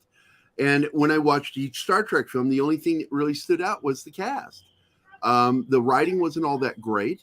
And of course, to find out that Alex Kurtzman was directly involved with that doesn't surprise me. And then when you get to the Batman, it's the same deal. Okay, it's the reason why everything is done so differently. Why there are technically still 2 Jim Gordons. All you people out there that were complaining about the Batgirl movie have to understand that the Jim Gordon in the Batman movie isn't the same Jim Gordon that you were going to have in the Batman. So the long and the veiny of it is So basically, it's a confusing mess. But ultimately, all of that stuff has to go, in my opinion. I'm sorry. I mean, the Batman should have been a much better movie than it was. It wasn't. And for all the theatrics and everything Paulie's that we here. went through. Oh, hey, Morning, Paulie. So, but I want to get back to what we were initially talking about, because we don't have that much longer, which is going back to what happened with, because we got hit with this over the weekend. We're there Friday, I think, is when we got hit with the news, right? Yeah. From Mikey, that this movie is moving forward, and we're like, what? No fucking way. And of course, Andre just jumps in there like, this sounds like typical JJ fishing. But then we got hit with a curveball that this was greenlit by Michael DeLuca and Pam Abdi. And immediately, the minute I heard that, and I know Keith did, the wheels start going, and I'm like, oh my God, this is a challenge against J.J. Abrams, calling him out. Yep. Tell him, nothing you fucking made is being greenlit. Here's your chance. Do it. And then he, over the weekend, while we're there, fucking, like, he thinks he's going to call Warner Discovery out. Like, like they're Walter Hamada, Toby Emmerich, and Sarnoff. No, this is a whole new fucking gang, and they carry guns, motherfucker. They're you go to war with them, they'll go to fucking war with you. And if you think, the Red Wedding at CNN, at DC Comics, and then fucking Warner Brothers and Warner Media was bad, wait till you see the blood gushing from J.J. Abrams' neck when he finds out that he fucked with the wrong people. They will fucking professionally decapitate him. If they pull out all their guns, correct me if I'm wrong, Keith, they could destroy his career completely, because that could very well include an audit. Well, ultimately, he hasn't really done that much that has allowed him to make too much money. He's touched here and here. That's all he's done. It's like, basically, show me on Grogu where J.J. Abrams touched the show. Right here. Grogu's beaming out. Yeah. What's that? He's green, so it looked like Grogu was beaming out his hair. Well, ultimately, what's going to happen is that JJ would love to get paid. The deal that he has, or that he had originally with Warner Brothers, that deal was really he got paid for anything that they went ahead and accepted, that Warner Brothers went ahead and decided to go ahead and move forward with. So everything, all that development work he's been doing, all these quote unquote ideas that he's had, yeah, they're ideas, but Zaslav have shot every single one of them down. All of them. So he doesn't get paid for any of them. JJ doesn't get paid? He does not get any money at all. That $500 million contract, he gets no money because Warner decided not to move forward with any of his projects. I heard he didn't actually present much, and he didn't. He doesn't. He doesn't present very much. And this whole idea where he put a moratorium on Constantine, so he could put out on purpose, so he could put out a race swapped version of Constantine. That's where all this comes from. And now that we found out that Warner Brothers is in a much worse financial straits than we realized, a lot of people can see why everything's been happening the way that it has. And so JJ had to basically deal with the fact that Zaslav decided to go ahead and not move forward with this version of Constantine. Yep. And that's where you have DeLuca and Abdi came in and said, if we really want to make money, let's make the fans happy and just give them more of Francis Lawrence's Constantine. That's right. It's the American version of Constantine, and it was quite enjoyable. That mirror scene at the beginning, I fucking love that scene. That's a great action opening. It was. That's really that's how you do it. And if you, again, going back to Lord of Illusions, that had a great opening scene as well. And I feel like Constantine and Lord of Illusions, as far as horror mystery character openings, I just heard a zipper. I'm getting worried. My buddy Sean Malone, who used to be at fee.org, wrote a great post about J.J. Abrams, and it's a few paragraphs. I won't read it, but maybe I'll copy paste it somewhere so you guys can check it out, or just put it in the message, or not this chat. It's too long for the chat, but exactly. Well, don't worry about it, man. But by the way, we shared the wrong link out. Would you give us the correct one?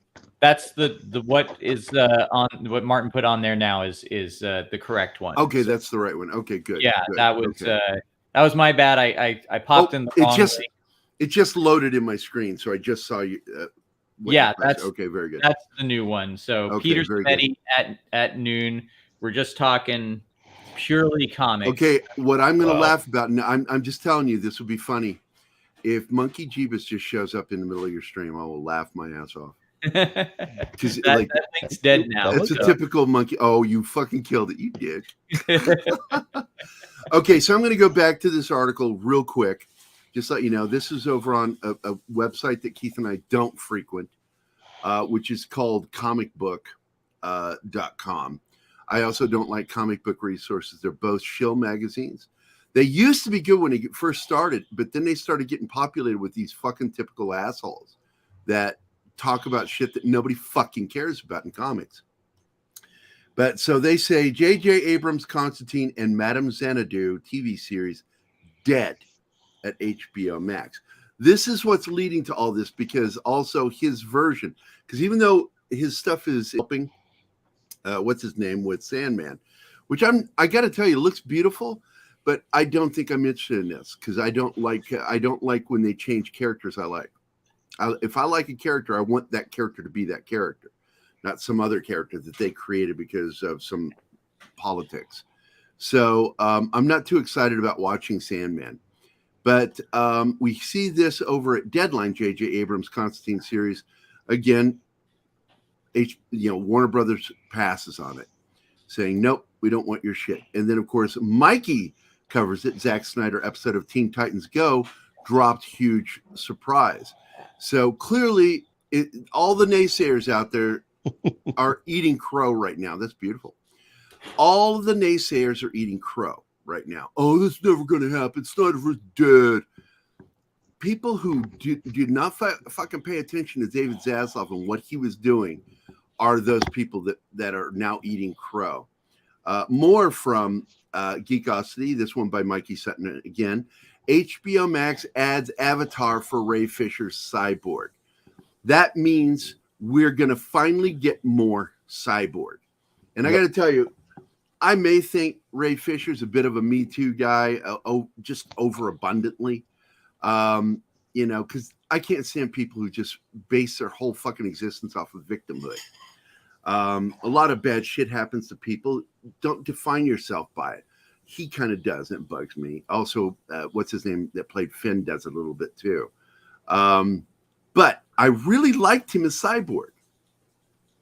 And so, but this news by Mikey Sutton is telling us that, yeah, this is happening.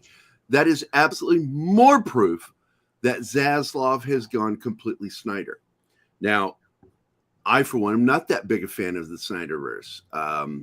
But if you ask me which one was the lesser of two evils, Hamadaverse or Snyderverse, I will go, well, obviously Snyderverse. Of course. Clearly the better of the two. Yeah. Because he was focused on, because he's actually trying to use the characters. And Keith and I talked about that a lot over the weekend, is that his characters that he's creating are going to continue. Even once he finishes his vision for the Snyderverse, once he's gone, it's not the Snyderverse anymore, but it's the Snyderverse characters that he created. We're going to continue with those for at least a 10-year plan. Yep. Yep. There you go. Thanks a lot for doing that, Martin. I think the Snyderverse, I like the way it looks. And he does some great action stuff. You know, I love when Batman in B versus S beat up, you know, all those people to rescue Martha. But, you know, why'd you say Martha? I would Why'd like you say that name? characters not act like such idiot assholes. That would be good. But overall, I think Snyder is a Aikido. I'm sorry. Snyder's at heart. I don't think he's a filmmaker. He's a photographer that realized that he can make moving photographs. Well, he uses the comics as the storyboards for the films, which is not always. I have disagreements with that, because, you know, storyboards in comics. It depends. It depends on certain ones, because I like the way he did 300, and I like the way he did Watchmen. I think he actually made the change to the story, because the original ending was too Twilight Zone. It was just, and it kind of came out of nowhere. It's sort of like, you know, you had a threat in your midst and you chose to create a fake one. You have an actual threat. Dr. Manhattan is an actual tangible threat to all life on Earth. Well, remember, The Watchmen is a commentary. It's like a meta commentary on comic books within itself. So I understand why you'd want to make a comic book decision like that, like a, you know, a pulp comic book decision like that. But with the Watchmen movie, I think that movie is at its best when he does modify the material to fit a film narrative better. And that's, you know, that's why I don't use comics as storyboards, because the pacing for comics is different than the pacing for movies. Well, I will let me at least say this, though. The reason why it works is because everything else that had originally been conceived for the comic worked. Yeah. You didn't really need to make changes because it all worked. For anyone that would come along, like a JJ or others, and start making changes, that's when you start having problems. You're building in your own, you're sabotaging what you're attempting to do. When you have something like Watchmen, that, again, I'm not saying it's perfect, but it's well constructed as it was. Character balance, motivations, history, all of that stuff. You don't need to go monkeying around with it because you want to put your own stamp on it, which is really what a lot of people who do that do. And that's what really drives me wild. Unless you're actually going to add something to that, your only reasoning to make changes is because you want to put your stamp on it. And you don't need to do that if the story is already there. All right, Chris, you're just gone to war with Paulie. I know, and and actually, I love photography. Because I got to tell you, I'm more on Paulie's side on this one. I don't agree. I think I don't think that Snyder is that great a director, but I think that he understands comic books and how to adapt them straight across the board. And I think he does a good job of that. I disagree in terms of him he's adapting his style of the comic book, and that is a true adaptation. Yeah, that's what I'm saying is what he did is a literal translation of comic to film. Well, and the thing that works with guys like us. Don't work in that sense because I mean they work all right, but you know the meta narrative of Dr. Manhattan in a comic book, Dr. Manhattan has the ability to see comic books the way we do. He can flip to any page that he wants. That's lost in movie unless you want to like do some like looking at frames of a film. And Polly, I'm not crapping on Zack Snyder. I do like Zack Snyder a lot. He is a very ardent photographer. He publishes books of his photography. He does a book collecting all of his photography. Well, look, this goes in the same book as Ridley Scott because I criticize him on his direction all the time, which is why I've never interviewed him because he knows me. And he knows some of the criticisms I've said about him because I have a direct connection with Scott Free Studios. And so I've always been scared to talk to him about it because I hate knocking people I love the work of. But Ridley is much better because of the brothers, when it came to understanding direction, Tony was the better director. He understood storytelling structure.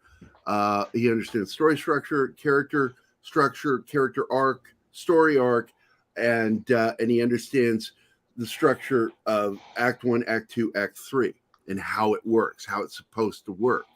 And whereas Ridley will just sort of like go off on tangents because it's beautiful and it looks wonderful. And he'll get nifty ideas that have nothing to do with the story he's telling. And when he does it, you go like, well, this is a divergence from the story you're trying to tell me. But there's no payoff for this. And there's no proof behind what you're trying to say because you're just throwing in there because it's a nifty idea. That's Ridley's problem. Tony doesn't do that or didn't do that. God rest his soul. This was the same. This is the same argument, or not argument, but the thing I was telling you about that my friend Sean Malone wrote about J.J. Abrams. It's kind of the same thing. And to answer Polly, yes, I would love to debate you. I don't actually. But it has to be a friendly debate. It'll be a friendly debate, yeah. Because I love both of you. I don't want you guys getting at each other. Well, I don't actually have like a horse in the Snyder race. I just have my opinion as a filmmaker. In fact, I would have Polly on now, but I'm trying to wrap up. I should get going too because I had blood drawn. We'll be going here in just a few minutes. Stick around with me, buddy. I'm sorry we lost Scott, but he has to work. Hey, selling stuff. Yeah, buddy. I don't know, Chris, if you want to talk about your Indiegogo campaign. Oh, thank you. Yeah, if you guys don't mind, I hate jumping into other people's streams and going like, it's all about me now. So, but since you asked, I'm giving you 3 minutes. Give me your tight 3, not your tight 5. I will get the link up to. So yes, Escape from Planet Omega 12 is a combination of practical effects and animation. It is got an Indiegogo where we have 25,000 investor, and we're looking for another $25,000 to make 50. So we're going to be combining practical effects miniature sets. We're going to be putting. Can you come on here and show off some of this stuff that you're doing? This is. Did I show it off? I can't. No. Oh, would you? Of course. And I've been live streaming on my own channel about it. Can we do it Friday? Can you bring me some photos, some footage and stuff that you want to show off? And we'll talk about it again on Friday. Yeah, I'd be happy to. I just posted a link to the Indiegogo. So it's like pulp sci-fi, but using modern consumer and open source technology to kind of take those practical effects along with hand-drawn and CG animation and mash it together in a new style. It's got a beautiful, barely clothed heroine. It has aliens. It has robots. It has spaceships, and it's going to be unapologetically geared towards young men. But I will say I'll just drop a little hint of something here that See, Keto. I am Sarah Frazetta is yes, who you met through me, motherfucker. Yeah, and by the way, there is something I can say, which is Sarah just recorded. God, you owe me so big on that one. Heroin with an E, 6. Sarah just recorded a scene for us for a short film that we're wrapping up that also has Val Merrick in it and Matt Blackwell from the Quantum Terror. We're finishing that up this weekend, but Sarah is amazing as an actress. Which reminds me, I'm going to see if she's free, and I have you both on to talk about it. Would be fun. Yeah, because she's been wanting to come back on the show, and she's so humble and she's so worried about giving a good performance. She knocked her role out of the park to the point where I had tears in my eyes. She is so fucking talented, and she's so humble. And she's beautiful. Camera loves her. She's gorgeous. That's it. She's a typical That's it. I'm Frazetta making woman. my own movie. I'll cast her. We watched her takes, and Val, who's also a trained actor, was just like, she could go to Hollywood and book tomorrow. She is amazing, and I'm so glad that I met her. And that was through you, Gerry. I do 100% acknowledge that Gerry makes good connections happen. Put me as like a co-producer on it. That's what you give to the chick you sleep with, the co-producer credit. You already earned that. I did not. But I do want to do some artwork for you, buddy. Absolutely. By the way, this is something. Oh, I keep forgetting to mention this. That Star Trek poster you did was just fan-fucking-tastic. Absolutely loved it. Which one? The one where you keep getting shit about what McCoy is holding in his hand. I didn't do that poster. Oh, I thought I didn't do that. I was correcting somebody because they said it was a knife, but they were just fucking around. Oh, I thought said, I know you're fucking trolling me, but that is a fucking hyper spray. If you know Star Trek, you should know what that is. And then they both laughed because they were trolling me. Like something that you could have done. So I thought it was you. So there you go. Gerry's heroin connection. Gerry's a heroin connection. It's with an E. Thank you. That's Peter Vickman fan site being funny as usual. All right, I gave you 5 fucking minutes, bitch. I want to get into the thank yous now. Yeah, fuck you. No. Oh, you're doing the Vulcan one. I'm doing you. Remember, your mom is so fat. And remember, on Mork and Mindy, the first ever scissoring was on Mork and Mindy. Nano. I gotta get out of here. I got shit to do. You guys, can wait a minute. Oh, come motherfucker! I let you go extra so I could say bye to everybody. So I want to thank everybody for being here. Gerry is great at talking. Fuck off, dude. I know what that means. That's gross. So I want to thank Chris for being here. I want to thank Scott for being here. I want to thank John and Martin, the right side of my brain, and of course my partner in crime, Keith, who I just spent an entire weekend with. It was so much fun hanging out with him at the convention. That is our environment, man. We really do love doing that. But I need to go back and thank everybody. I want to thank Gap After Dark. It's the first person to post. Alatar, D. Bud Martin, Monkey Jeebus, thank you, come again. Bill Barkley from Scotland. Dr. Dragon, the single best Saturday morning animation villain ever. Anima Confusa for loving me despite the fucking jerk that I am. Cecilia, or CC, for being here. Danny's Woman, Dork Knight. Decepticons Cave of Villains. King's Port Cal. Kylock. Magitech Mags. Penny 6. Thank you so much, 6, for being here. Deeply appreciate it. Socks, again, thank you for all the shout outs you give us. Stone Pie Media, my buddy, or Keith and my buddy, Matt Decker. Jacob the Critic, another good friend of ours in real life. And he met Polly Shore a week ago. Can you fucking believe that? You're such a dick, Jacob. You meet cool people and don't invite us. Don't call me Wave. Marcus was here, or Marcos A. AF Watcher 88, John Apocalypse, Wajidliki, Scribe Light, War Monkey, It was a House of Monkeys and a House of Dragons today. Lauren Worth, who is also sitting behind me. Dragon Bricks, once again making us a House of Dragons. Mighty Max. Norm E. Tin Man. Sax, a.k.a. Cal. And Brightest Day. Alex Moore. That's a message, not a name. Real Wade Nation. Pat S. Isaj. I always have trouble with this last name. Mijodi. Maria with T and Telly. Cavatino Cavalryman Che. Special guest. Oh, fuck. I hate when I read their notes. Christopher Moonlight, of course, who's also on here.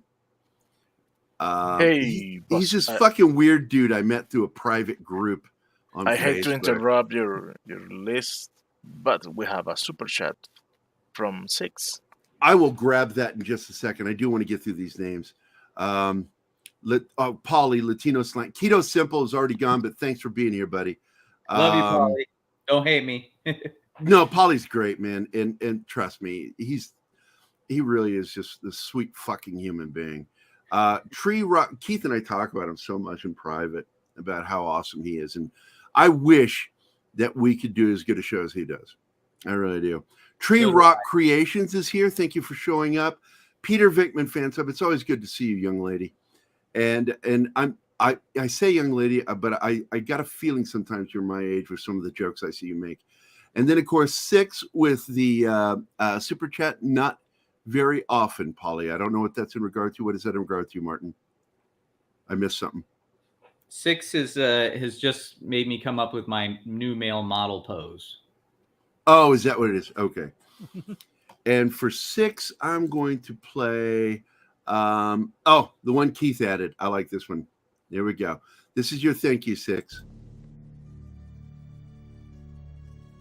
Do you know what nemesis means? A righteous infliction of retribution manifested by an appropriate agent. Personified in this case by a horrible cunt. Me. Oh, Hellraiser. Oh, look, Pinhead's here. I'll tear your super chat apart. Except for Dust Wolf, and this panel loves the back door. I did make a statement. I don't know if it was on camera this weekend, but Anson Mount got brought up, and I said, Anson Mount is one of the 3 people that if I ever swung that way, yeah, that's the guy. That's the guy. And trust me, if I ever did swing that way, I would be a power bottom. I want to thank everybody for being here. Keith, are you still here? Because I got a feeling he wandered off to go do stuff. Yeah, I'm still here. All right. Anything you want to say before we leave? It's just great having everybody, seeing everybody. For those of you that can make it to some of the upcoming appearances and conventions we're going to be at, we'd love to see you. We got a convention coming up. What's that one going to be? Let's see. That one will be Game, I think. The game is going to be fun. Yeah, because Chris got a hold of me. I'm very stoked to see him and Scott. They're just wonderful people, and we love their arcade. One in Branson and one in Springfield, 1984. Yep, 1984. If you are traveling through, it is a place to stop at. It is a classic 80s style arcade. Both of them. And then we also have Geekmas coming up also. Oh, yes, for Christmas we'll be with our good friend Hawk, who, if you guys didn't catch it, molested the shit out of me on camera. That was so fucking crazy. Anima was like, who is that? Why is he doing that to you? And she said a couple of Arnold Schwarzenegger things this weekend, which tickled the shit out of me. Keith, what did you think of the con? And where was it that we had? St. Robert Community Center. You are a sucker, Keith.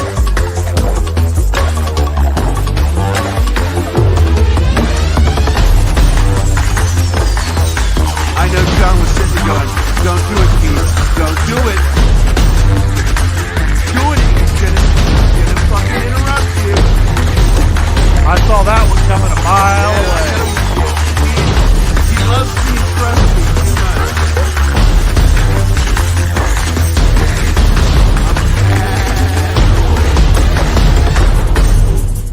We love you guys. Have a great day.